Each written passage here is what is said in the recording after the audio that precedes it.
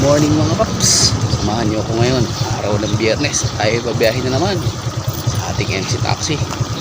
Let's go guys. Dito nga ay nag-gear up na tayo para sa ating biyahe ngayong araw ng Biyernes. Sa mga oras nga nito ay 5:45 AM na. Tinanghali nga tayo dahil kaninang 4:30 AM ay umulan. At nagpatila pa tayo kaya 5 AM na tayo nakapag-ready. Sinuot na nga natin ang ating full face na helmet at magtatagel on na tayo ng ating Joyride apps para tayo ay pasukan na ng ating magiging unang booking.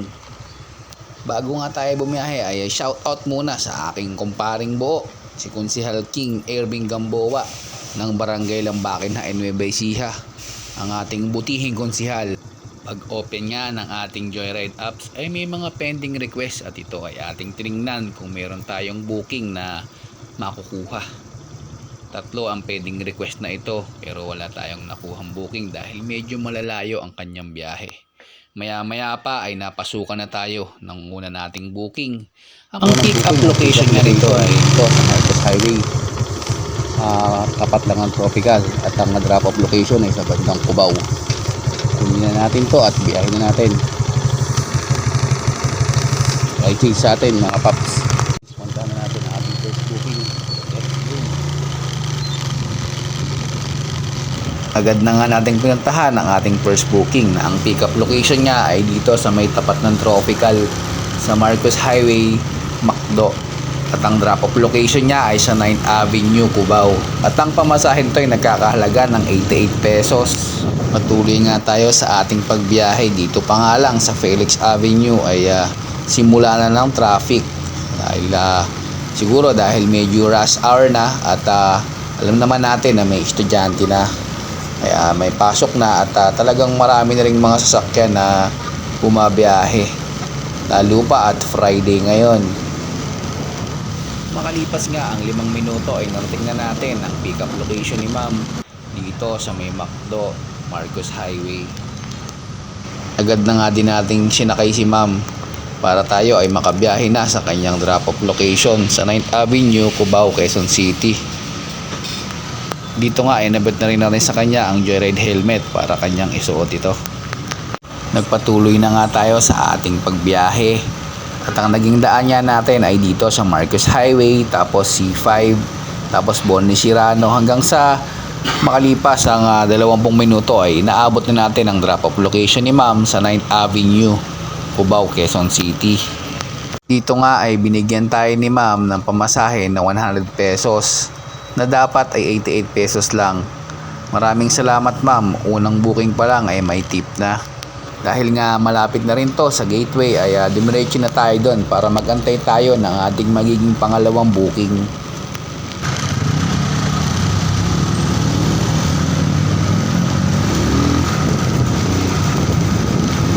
May mga booking nga na pumapasok sa atin at ito ay hindi natin kinukuha dahil ito ay papalayo. Dahil nga sa mga oras na to ay 6:45 AM na. Ang mga booking na pumapasok sa atin ay pa Manila, pa Makati at Patagig. Kaya naman tayo ay diretso na sa Cyber Park 2 dito sa along General Araneta sa tambayan ng mga MC Taxi para doon tayo maghintay ng ating magiging pangalawang booking. Tuloy-tuloy nga lang tayo hanggang sa marating natin ang tambayan ng MC Taxi dito sa General Araneta. At dito nga ay maraming MC Taxi na nag-aantay na rin ng kanilang magiging booking. Nagtambay nga muna tayo dito at makalipas ang 10 minuto ay napasukan na tayo ng ating pangalawang booking at yung booking na inaantay natin. Ang pick up location ni sir ay dito sa Telos Building. Ang kanyang pick up location ay almost 200 meters away lang sa ating kinalalagyan at ang drop off niya ay sa C6 Taytay na kung saan ay yung way natin pabalik sa ating pinagtatrabahuhan. At ang pamasahe nito ay nagkakahalaga ng 204 pesos. Tuloy nga lang tayo sa ating pagbiyahe at ang naging daan natin ay dito sa Aurora Boulevard, Marcos Highway, Felix Avenue. Tapos ay nag-Ortigas tayo tapos Pataytay. At doon hanggang sa marating natin yung C6 Taytay sa drop off location ni sir. Naging maayos naman ang ating biyahe at ang way papunta sa Taytay C6 ay hindi naman masyadong traffic yung kesa sa pabalik. Kaya makalipas nga ang 40 minutos ay narating na natin ang drop off location ni sir dito sa C6 Taytay. Dito nga ay safe naman nating narating ang drop off location ni sir at siya ay naibaba na rin natin at binigay na rin niya ang kanya pamasahe na 205 pesos. At sa mga oras nga na to ay 7:45 AM na. Kaya tayo ay nagdesisyon na umuwi dahil baka tayo malate sa ating trabaho. Ginamit nga natin yung Waze at nakalagay sa Waze ay 8:05 tayo darating sa ating pinagtatrabahuhan. Kaya naman agad-agad na tayong bumalik at nagbiyahe na para tayo ay hindi malate sa ating trabaho. Mula nga dito sa C6 Taytay ay 11 kilometers ang kailangan natin takbuhin bago natin marating ang aking pinagtatrabahuhan.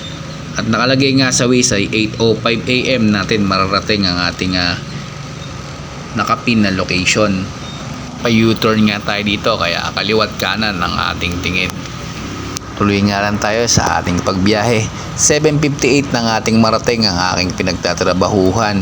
Kaya nakaabot pa rin tayo bago mag 8 AM. Kaya sa araw na to ng Biyernes ay nakadalawang booking tayo. Malaki man o maliit ang ating kinita, importante ay safe tayong nakauwi sa ating pamilya at lagi tayong magpasalamat sa biyayang ating natatanggap. Ride safe always mga paps and God bless.